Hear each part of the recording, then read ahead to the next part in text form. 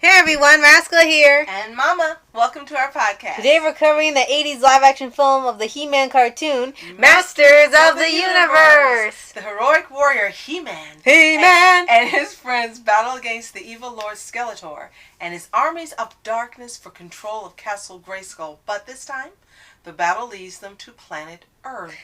This is planet Earth. Okay.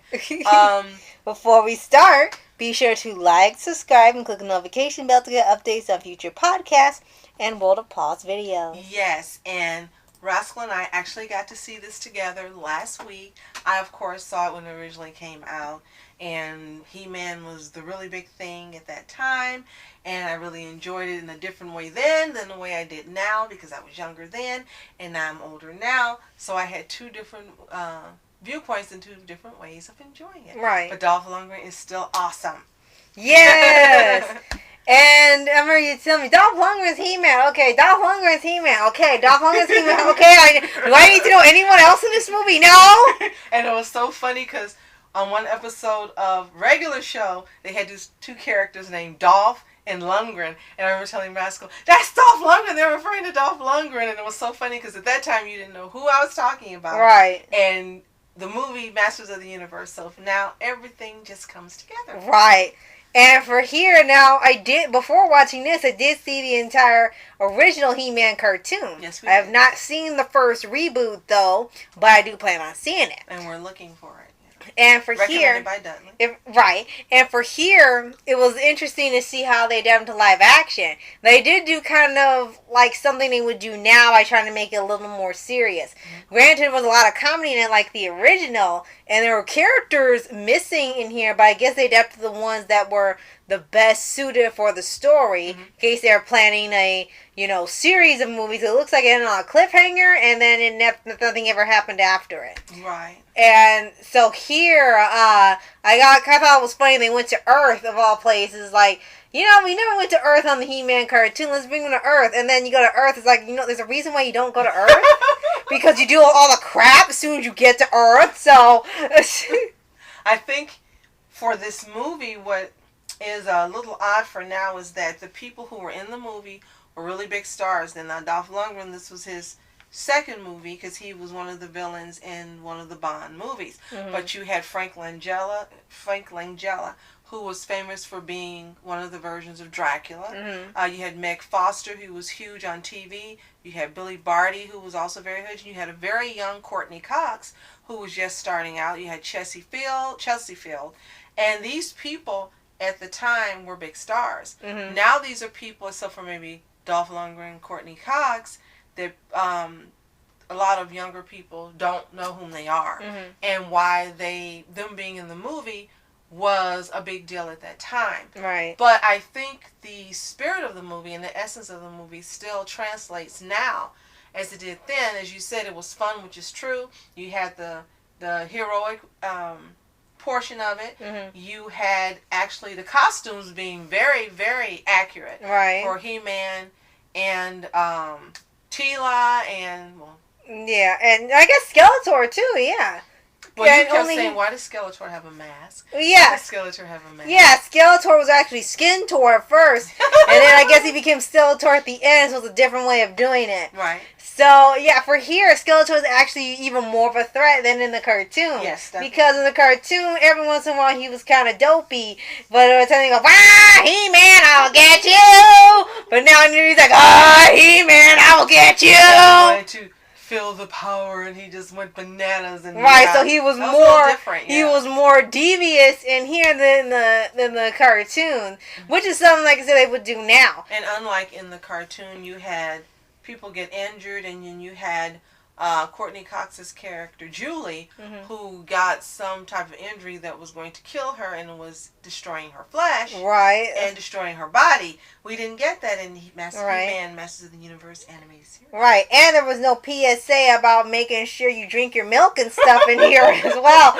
They just stayed so forth on there. We got Dolph Lundgren there. There's your reason you should drink milk. It looks like that if you drink your milk. Ed would disagree with you. And I will say these are around the time they see these movies like this and Ninja Turtles and stuff when they were making live action adaptations. Movies like these tend to keep more in line with the animated counterpart than some of the movies now. Because think about it. With He-Man, yeah, there were some differences. Yeah, it was comically hilarious sometimes, but for the majority of the movie, other than not having them say, I have the power, Right. they've kept everything true to a He-Man formula, just them on Earth. Mm-hmm. Ninja Turtles kept them true to being Ninja Turtles, just made them a little more kid-friendly.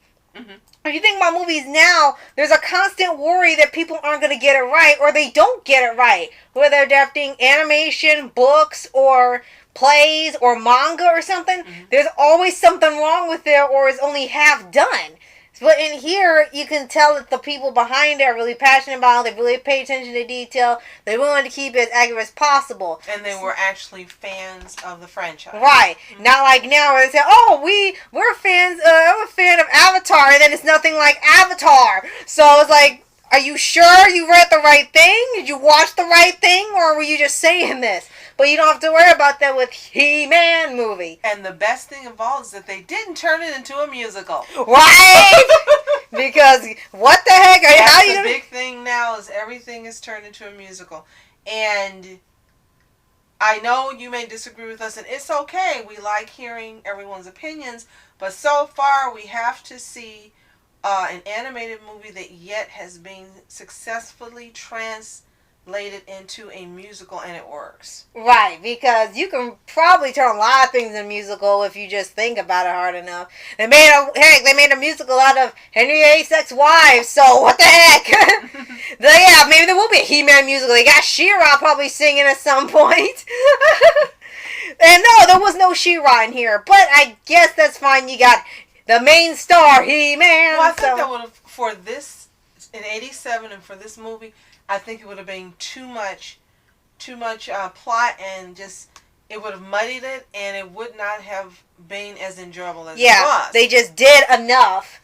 They had enough characters. They focused on one main character. Right. And it worked. Yeah, it was just enough where it wouldn't overlap into so many other things and worry about accuracy and stuff. And then you would have to worry about portraying her in the way she needed to be portrayed, finding an actress that fit, making sure the costume didn't offend anyone. There would have been so many different things that went into it, which in 87 just wouldn't have happened because it wasn't at the wonderful point of acceptance, animation, anime, cartoons, and all of this, as it is now. So when this was made in 87, this really was a big step, like a man stepping on the moon. Right. And making a live action movie and seeing would it fly and would it make the kind of money they want to continue on. Right. So Masters of the Universe was a pioneer for all of our Marvel and DC movies and all these other movies. Right. And most of all for the smaller studios that weren't Marvel and DC.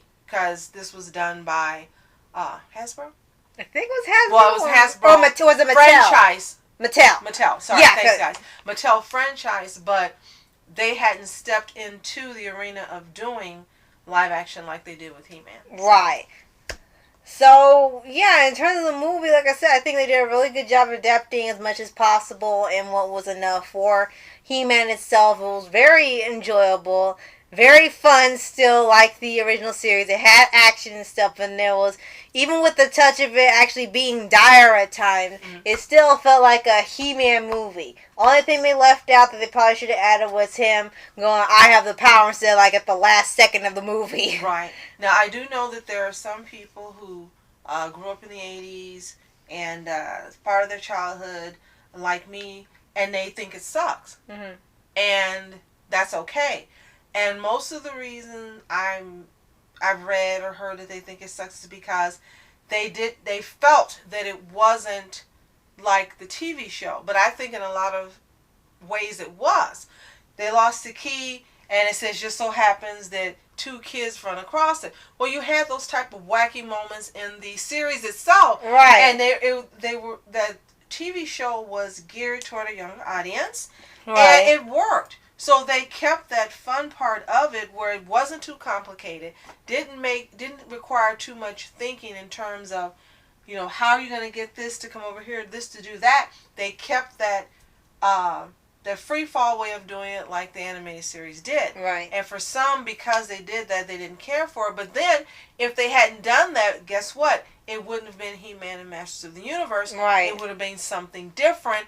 Wait, you mean like they make movies now? Yes, pretty much. Like I said, great movie. Glad they stuck with as much as possible, because this was currently in a time where people have more care put into the movies they're adapting than now, because it's rare as you see a movie properly adapt animation. I think the last one we saw that was decent or close or perfect was Speed Racer. Yes. Because Last Airbender... And then it got panned, and it was one of the best live action anime movies made. Right. And now it's getting appreciated, but it was 20 years later. Yes, yeah. but it was just as great when it came out originally. It was Right. fantastic. Nothing changed about the movie. It's just people's perceptions have changed. That Right. movie was fantastic when it came out. And He-Man, yes, it had those, as I said, that kind of free fall way and that more childish way of handling the different plot areas. But again, this was geared for younger children. The live action movie could be appreciated by kids, teens, and adults alike. Mm-hmm. They made sure to try to have something for everyone. But if you were looking for Shakespeare in here, you were in the wrong movie. This is not what it was about. It was about translating He-Man to the big screen. Right. And I think they did it well. Right. So, if you have seen this movie either in the 80s or the 90s or the 2000s or now or on Netflix, let us know what you think in the comments below, whether you love it or hate it. And if you're a Dolph Lundgren fan, what other movies have you seen him in besides The Punisher and other movies that he's appeared in as well? Yes, I know, but at least they're all comic book related. Right.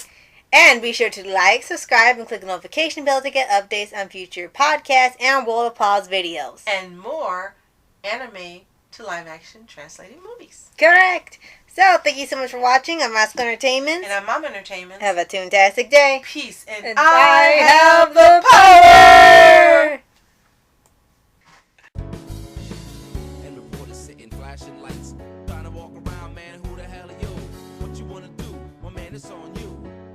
Man, it's on you. Hit her in my dreams, she was my queen. A castle in the mountaintops, rivers and streams. Plucking sunlight from the sky in my pocket.